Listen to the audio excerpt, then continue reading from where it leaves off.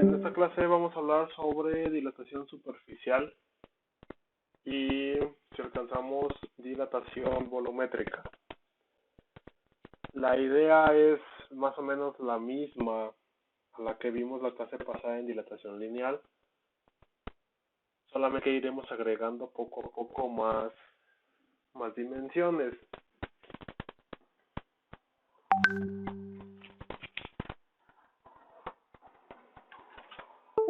En la dilatación lineal vimos que era en una sola dimensión el crecimiento de un cuerpo, en estos casos cables, por ejemplo, o tubos, que crecían en una sola dimensión, en una longitud. Resolvimos un pequeño ejercicio. En este caso veremos lo que es la dilatación superficial, donde ahora lo veremos en dos dimensiones. Aquí ya podemos hablar de placas, por ejemplo, de objetos en dos dimensiones, placas de madera, placas metálicas, placas de cualquier tipo de material. Ya no hablaremos en una sola dimensión, en una longitud, sino que hablaremos en dos, un largo y un ancho.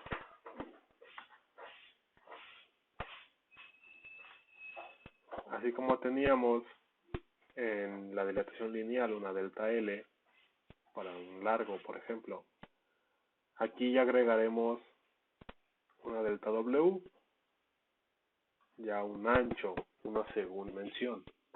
Ya hablaremos en XY, en dos dimensiones, alto, largo, como quieran llamarlo. Pero ya se verá en dos puntos en el espacio. Algo que hay que recalcar en este punto es el crecimiento que se da justamente en estas placas, en estos objetos. Imaginen que ustedes agarran esta placa de aquí, esta que se ve aquí. Ustedes la agarran de aquí de la esquina, así como en Word, en Paint, en PowerPoint. La agarran de la esquina y la hacen crecer. Así como en PowerPoint, en Word, en Paint, la imagen crece de forma proporcional en ambos lados. Los objetos, las placas crecen de la misma forma. No significa que crezca más de un lado que de otro. La placa no va a crecer más en el largo que en el ancho. Proporcionalmente van a crecer exactamente lo mismo. Tal cual ustedes agarraran en Paint, en Word, la imagen y la harán crecer, el fenómeno es el mismo. Crece proporcionalmente la misma cantidad. Longitud crece, el largo crece 50%, el ancho también va a crecer 50%. No va a crecer ni 45, ni 80, ni 20. Crecen exactamente lo mismo. Ese es un detalle que nos va a ayudar mucho al momento de hacer la fórmula, porque como va a ser exactamente lo mismo, la relación entre las longitudes, entre los valores de largo y ancho, se va a mantener, va a ser constante, porque va a crecer proporcionalmente. Nos va a simplificar mucho la ecuación. Si no crece proporcionalmente, si cada uno creciera a un ritmo distinto, la ecuación se volvería más complicada o tendríamos que usar dos ecuaciones, caso que no sucede.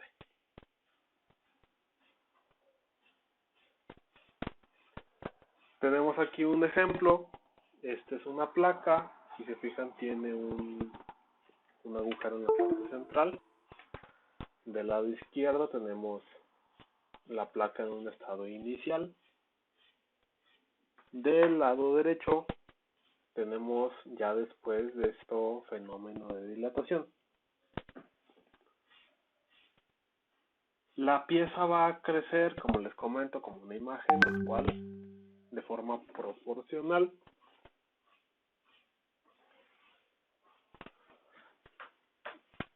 Y los aspectos de esta pieza van a crecer de la misma forma. El círculo, el agujero central, no se va a deformar, no se va a volver una elipse, no se va a volver alguna otra figura. El círculo se va a mantener perfecto, porque crece de forma proporcional en ambas direcciones. La curva en la parte superior también se va a mantener igual. Debido a esta proporcionalidad, a esta forma de crecer en la dilatación superficial, la pieza va a mantener exactamente la misma forma. Si la pieza no creciera proporcionalmente, que creciera más en el alto, por ejemplo, aquí creciera un puntaje mayor la base, este círculo se vería afectado y se convertiría en elipse. Se vería alargado verticalmente, porque está creciendo más verticalmente. Caso que no sucede, y la pieza se mantendrá exactamente igual. ¿Dudas de este caso, de este fenómeno? Hasta aquí.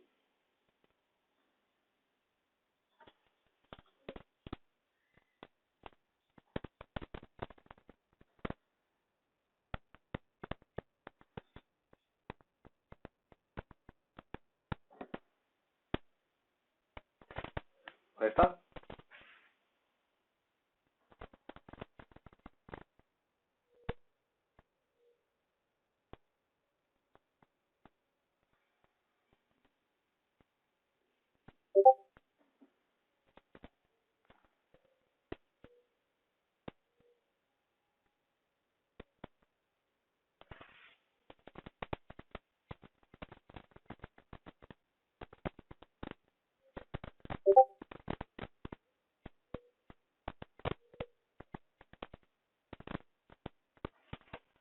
¿Listo?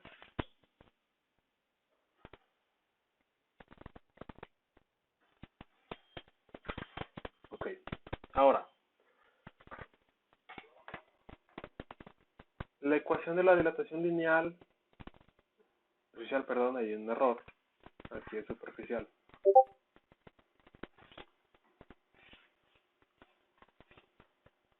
Superficial. Va a estar dada por la que ustedes ven en pantalla. Fijan es muy parecida a la de la dilatación lineal. Solamente hay unas pequeñas diferencias. En vez de E tenemos una A ahí, y en vez de alfa, sentadito, tenemos ahora otra letra, una gamma.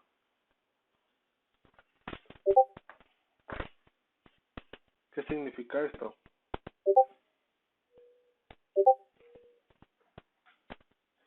Ok. Déjame borrar estas cosas. Ok. Esta no la hemos visto, nada más vimos lo que era un delta W y una delta L, un largo y un ancho. ¿Cómo calculamos el área de un rectángulo?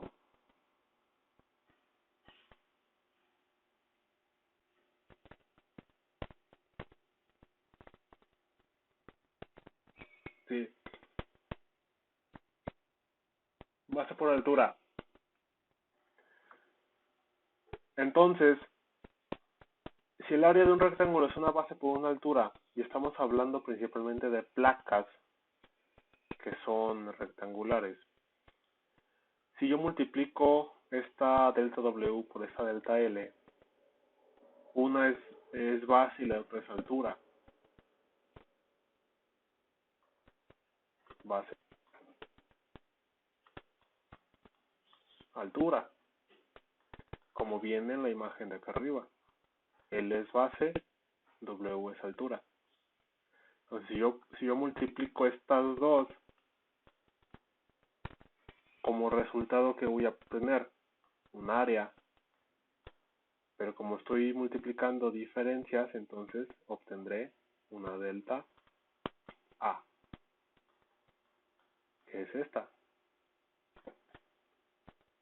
Así sale delta A. Este significa diferencia de áreas. En la dilatación superficial ya hablamos de áreas, no tanto de bases, de alturas, así indirectamente, sino de un área ya en conjunto. Así como la dilatación lineal habló de un cambio en longitud, la superficial habla de un cambio de área. ¿Cuánto creció el área de la placa? ¿Cuánto creció el área de un objeto? Este mismo pensamiento se puede pasar a placas que no sean rectangulares, nada más obteniendo el área de esa placa, por el caso de esa de aquí que tiene una curva, no es totalmente rectangular. Si yo calculo el área de los cuadritos, la hago crecer y creo ahora el área de esta pieza grande, puedo sacar esta delta alfa, perdón, que es justamente un cambio de área, lo que obtenemos con la dilatación superficial. Por lo tanto, delta 0, A0 o va a ser el área inicial, el área con la que empezó nuestro objeto, nuestra placa. Y gamma, que es esta letra ahí, se los presento si no la conocían, la letra gamma, una letra griega, ahora será conocido como el coeficiente de dilatación superficial. Al igual que el coeficiente de dilatación lineal, es una propiedad única en cada material. Madera, cada tipo de acero, cada tipo de metal, aluminio, titanio, magnesio, hierro, cobre, oro, plata, uno de ellos tiene un coeficiente distinto. Elementos orgánicos también tienen sus coeficientes, plásticos también tienen sus coeficientes, cada uno tiene un coeficiente único, al igual que vimos en la clase pasada.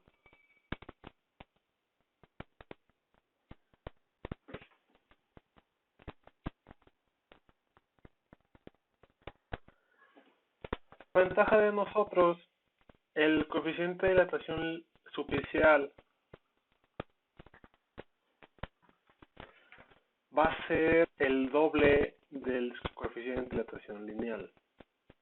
Recordando lo que es el coeficiente de dilatación lineal, que es el cambio de longitud en un objeto por cada metro o por cada unidad de longitud y por cada grado centígrado o cada grado de cambio de temperatura. Dentro de los experimentos que se hicieron, se descubrió que el de dilatación superficial, lo que es de gamma, va a ser el doble de alfa, coeficiente de dilatación lineal que vimos la vez pasada.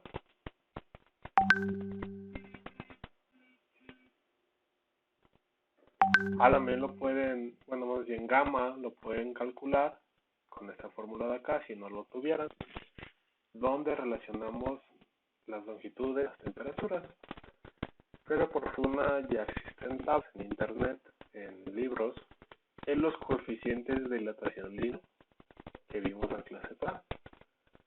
Ese número que ustedes obtengan, lo multiplican por 2 y obtienen alfa, que es el de dilatación superficial. Así de sencillo. Nada más, no se les olvide multiplicar alfa por 2 y obtienen gamma.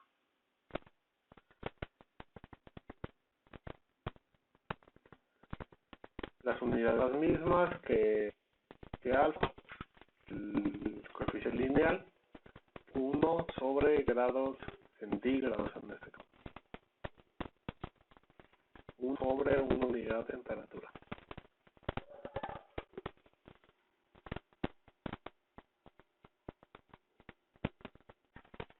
¿Dudas hasta aquí?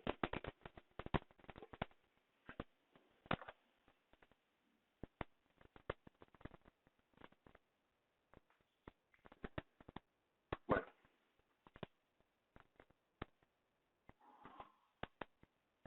claro.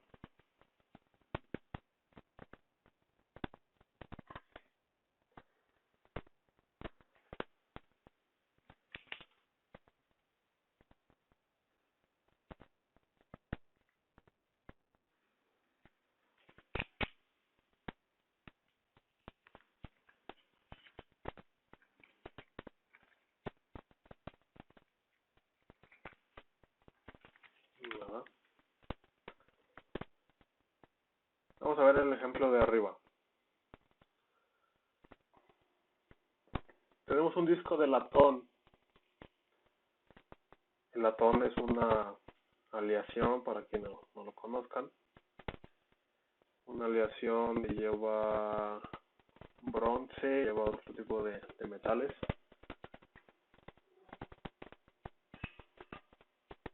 El disco que tiene un agujero de 80 milímetros de diámetro en su centro. El disco lo tenemos a 23 grados y lo colocamos en agua hirviente entre unos minutos. Al momento de sacarlo, medimos el área del agujero que tiene al centro y detectamos que es diferente. Hay que calcular esa nueva área. Me voy a pasar a una diapositiva en blanco para irlo resolviendo. Igual iré regresando a esta para sacar los datos. Entonces, tenemos un disco con un agujero al centro. El agujero tiene 80 milímetros de diámetro. Tiene aquí un diámetro que son 80 milímetros.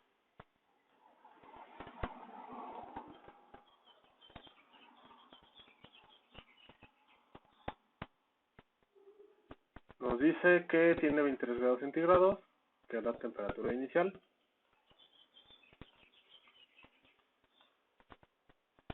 Temperatura inicial 23 grados centígrados. Y se coloca en agua hirviente. Como yo les comentaba en la clase pasada,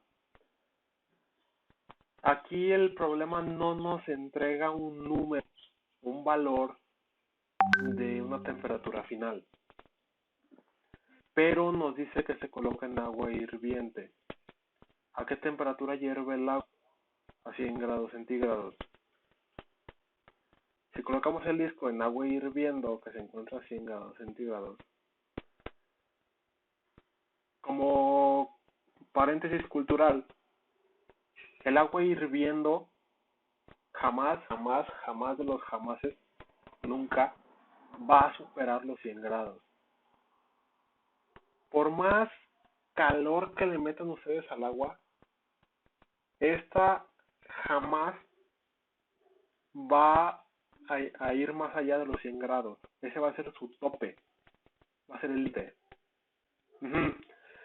Pero si tú dejas el agua hirviendo, le dejas un termómetro, tú vas a ver el agua jamás va a llegar a 101, 102 o 3. O sea, 100 va a ser el límite. Esto es por una característica termodinámica de los objetos que tiene que ver con capacidades calóricas y otras cosas que deben ver en física cuando vean termodinámica y transferencia de calor, si lo llegan a ver. Pero esta propiedad pasa en todas las sustancias, todos los objetos. Tienen un límite de temperatura cuando se van a evaporar. En el caso del agua es de 100 grados a nivel del mar. A León el agua hierve a 96, 98 grados centígrados. no hierve a los 100 por las cuestiones de altura. Pero de esa temperatura no va a pasar el agua, ya que toda el agua se evapora, se convierte en vapor, así por completo. El vapor ya va a empezar a aumentar su temperatura, ya que se convierte totalmente en vapor.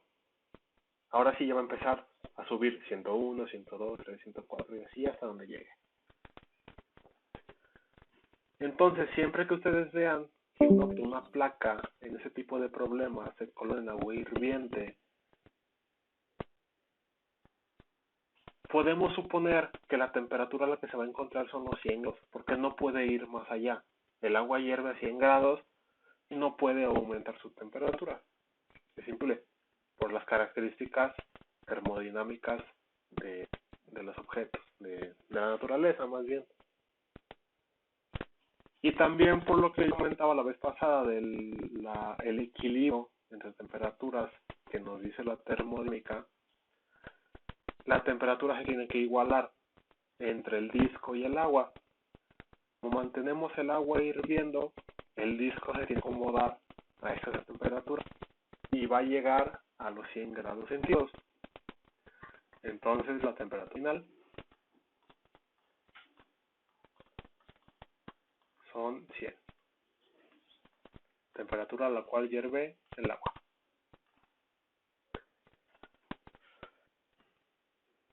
Nos falta el coeficiente gamma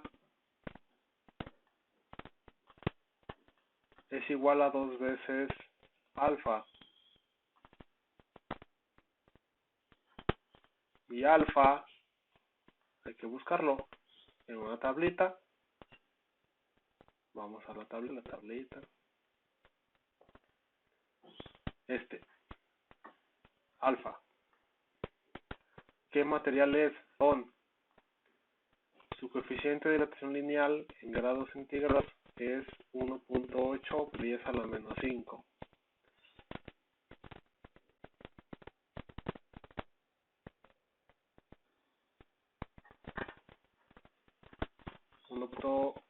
.8 por 10 a la menos 5. 1 sobre grados Celsius. Entonces, si alfa vale esto, ¿cuánto vale gamma? El doble. 1.8 por 2, 3.6. 3.6 por 10 a los 5. Las unidades son las mismas. 1 sobre grados centígrados. Ya es toda la información que podemos obtener o nos da el problema. Retomamos la forma.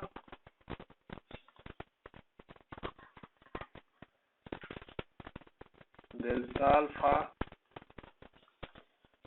igual a gamma por el área inicial por la diferencia de temperatura. Recordemos que la diferencia de temperaturas es temperatura final menos temperatura.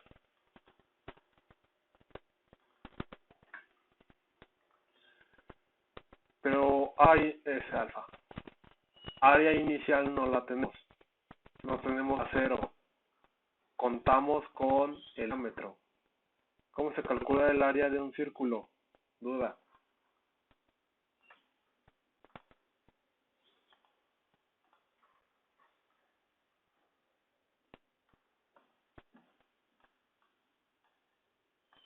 ¿Nadie se acuerda? ¿Cómo se calcula el área de un círculo?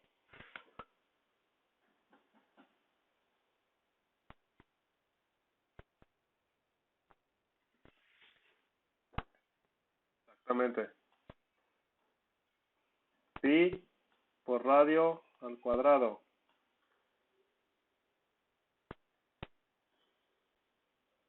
Otra forma de calcularlo es pi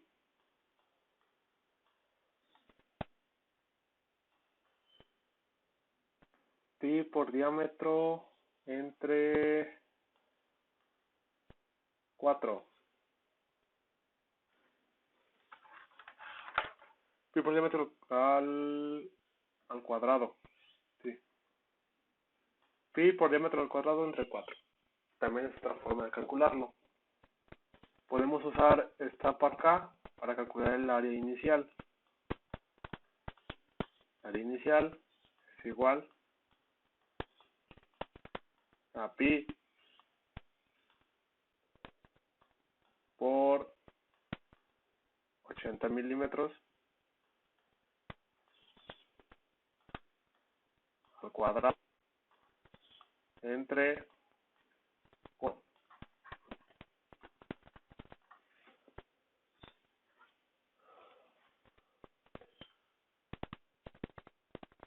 ¿Eso cuánto daría?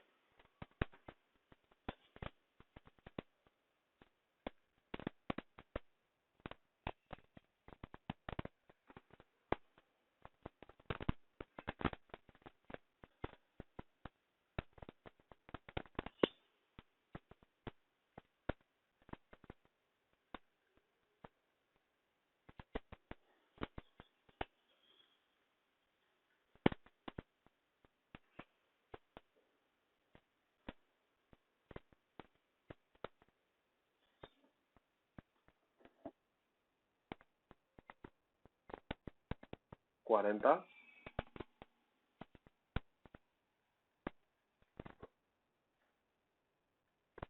Sí. Es 80 al cuadrado, eso multiplica pi. 80 al cuadrado, eso multiplica pi y eso se divide entre 4.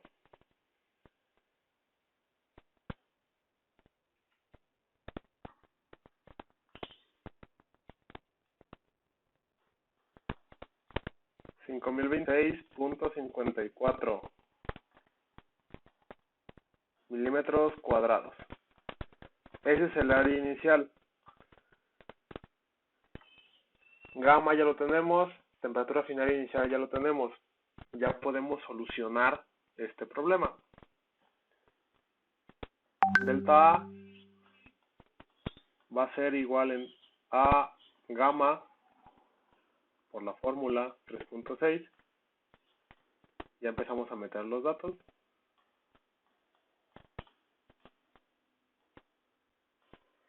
Por 10 a la menos 5, 1 sobre grados Celsius. Se multiplica a el área 0.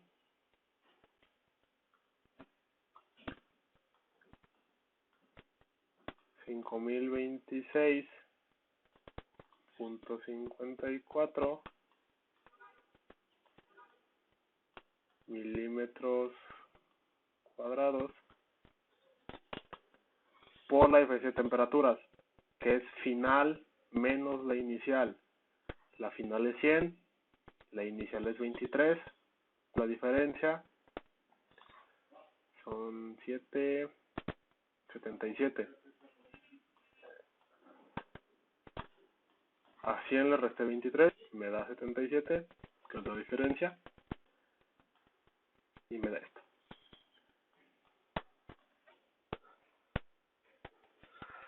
¿Cuánto da ese resultado?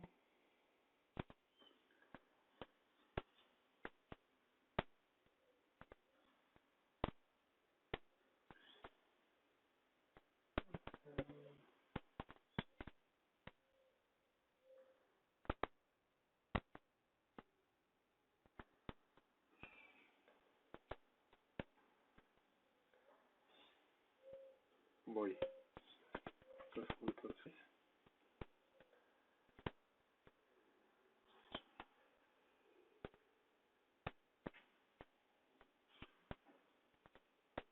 ¿Cuánto?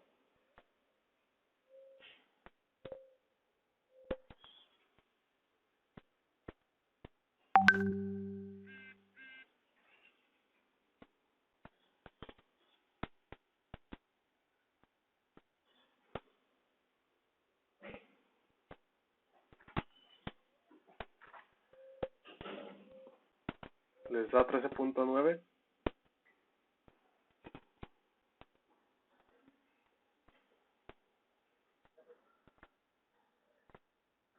¿no? A ver,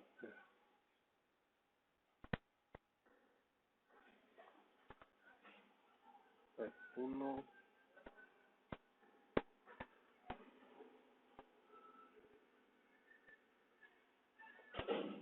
0.6 puede ser lo menos 5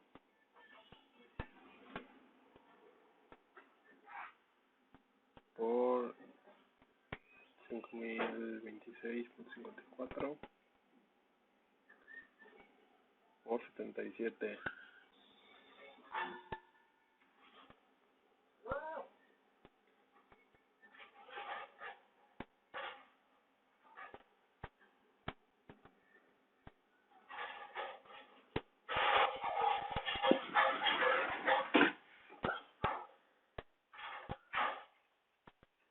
Me sigue dando 14.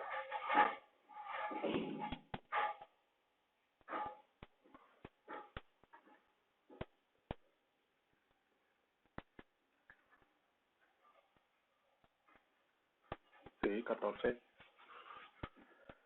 3.6 por 10 a la menos 5. O visto de otra forma, 0.4036. 0.00036 por 5026.54 por 77.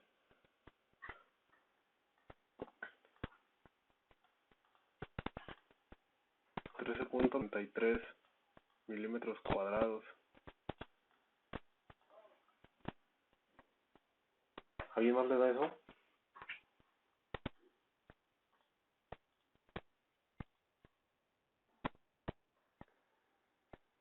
A los demás, este Celsius muere con este Celsius, da milímetros.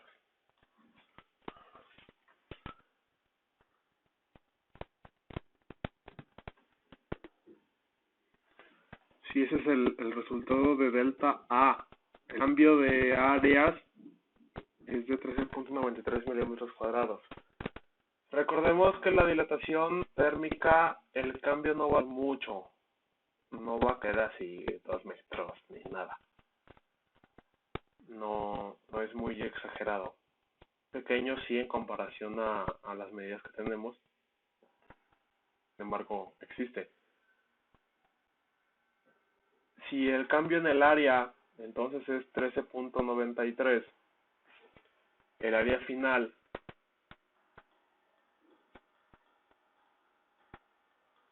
es la suma del área inicial y el delta área.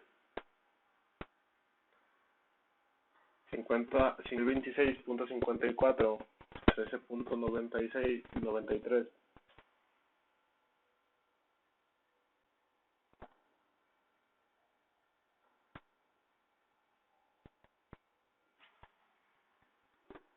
Son 50, 40, 5040.47 milímetros cuadrados.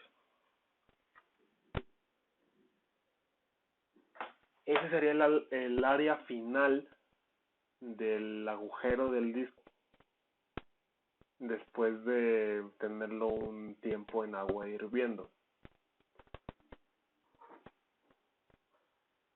Va a crecer poquito, quizás a simple vista no se note, pero haciendo mediciones ya con un equipo milimétrico ya podremos darnos cuenta que sí alcanzó a crecer.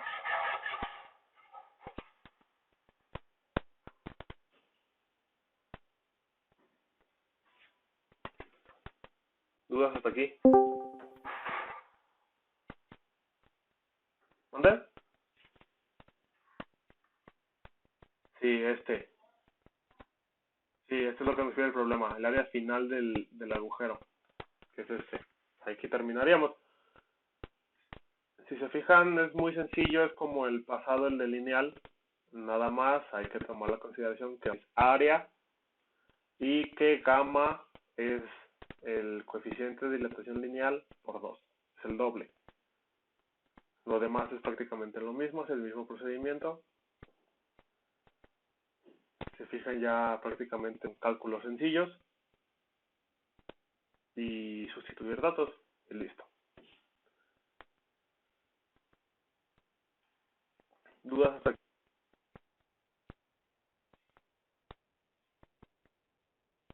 Perfecto. Si no hay dudas hasta aquí, terminamos por hoy. No se vayan todavía, espérenme, necesito hablar con ustedes.